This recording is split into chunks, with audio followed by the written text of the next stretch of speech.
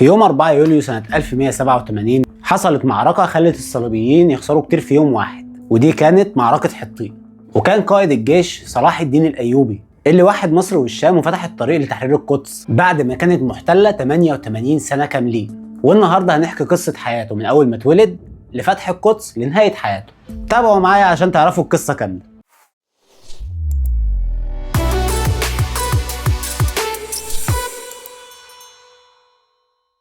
مين هو صلاح الدين؟ صلاح الدين يوسف ابن أيوب اتولد سنة 1137 في تكريت بالعراق، وأصله كردي من قبيلة روادية، بس عاش أغلب حياته بين العرب وكان بيتكلم العربية الفصحى بطلاقة، وطبعا اتربى على الإسلام وحب الجهاد. وأبوه نجم الدين أيوب كان والي تكريت، وعمه أسد الدين شريكوه كان قائد عسكري كبير عند السلطان نور الدين زنكي. لما كان صلاح الدين صغير نقلوه على دمشق، وهناك اتعلم الفقه والأدب والفروسية، وكان هادي وذكي ومحبوب وسط الناس. والأحداث اللي غيرت حياته بدأت سنة 1164 لما الخليفة الفاطمي في مصر طلب مساعدة نور الدين زنكي علشان يحميه من الصليبيين، فبعت له أسد الدين شريكوه ومعاه صلاح الدين الأيوبي علشان تبدأ حكايته في الدنيا مصر. وصلاح الدين هنا أثبت نفسه وجدارته في المعارك اللي خاضها ضد الصليبيين، علشان بعد وفاة أسد الدين شريكوه سنة 1169 الخليفة العاضد بالله آخر خلفاء الدولة الفاطمية يعين صلاح الدين الأيوبي وزير مكان عمه اللي مات أسد الدين شريكوه.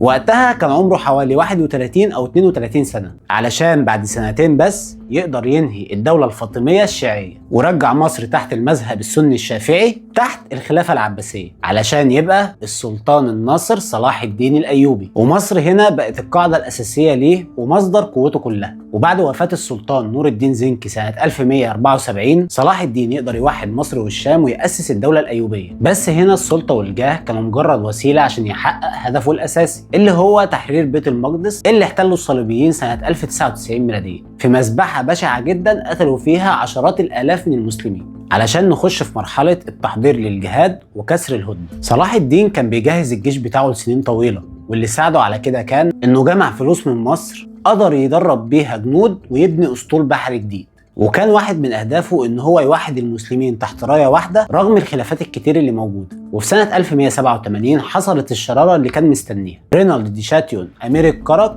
اللي كان بيسمى بإرناط هاجم قافلة حجاج مسلمين وقتلهم وسرقهم، والفعل ده أدى إن الهدنة اللي بين المسلمين والصليبيين انتهت. صلاح الدين هنا غضب شديد جدا وقال والله لأقتلن إرناطة بيدي، وقام لغي الهدنة وجمع الجيش تعداده حوالي من 30 ل 40 ألف مقاتل من مصر والشام. والصليبيين في المقابل تحت قيادة الملك غيدي لوزينيان جمعوا جيش كبير جدا برضه، لكن الجيش ما كانش مستقر، كان فيه خلافات داخلية ما بينهم. والناس اللي اتفرجت على فيلم صلاح الدين وبيسألوا الملك بلدون الرابع فين، هو مات قبل ما الأحداث دي تحصل بسنتين سنة 1185. وبعدين وجوده ما كانش هيعمل فرق، لأن كده صلاح الدين كان ناوي يرجع القدس، وهو رجعها فعلا. واكيد زي ما رجعها احنا هيجي يوم ونرجع القدس زي ما اتاخدت مننا. المهم يوم 2 يوليو صلاح الدين الايوبي يعمل حصار على طبرية علشان يجذب بيه الصليبيين، والملك جي يقرر يطلع من صفوريا رغم نصايح بعض القادة ليه ان هو يقعد ويستنى الامدادات اللي هي جايه له. والجيش الصليبي لما اتحرك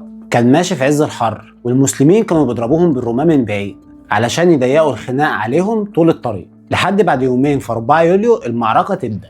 وهنا المشهد اختلف خالص. صلاح الدين قسم جيشه 3 أجزاء، ابنه الأفضل في الجناح اليمين واخوه العادل في الجناح الشمال وصلاح الدين في النص. ورماة المسلمين بدأوا يضربوا عليهم من بعيد، والفرسان دخلوا عليهم وخلوا الجيش بتاعهم يتشتت في كذا حتة. وهنا بدأوا يحاولوا يوصلوا لتلال حطين علشان يعدلوا وضعهم، لكن الدخان والحر خلاهم ينهاروا، علشان بعدها المسلمين يقدروا يستولوا على الرمز بتاعهم اللي هو الصليب الحقيقي. وده طبعا حطم معنويات جيشهم تماما، علشان في الاخر الملك جه وكتير من قادته يستسلموا. وهنا الرعب كان ماسكهم لانهم كانوا فاكرين ان صلاح الدين هيخلص عليهم زي ما كانوا بيعملوا مع المسلمين، لكن اللي فاجئهم ان صلاح الدين الايوبي استقبل الملك جه وشربه ميه وتعامل معاهم بمنتهى اللطف، وقال له جمله مشهوره جدا ان الملوك ما بيقتلوش بعض.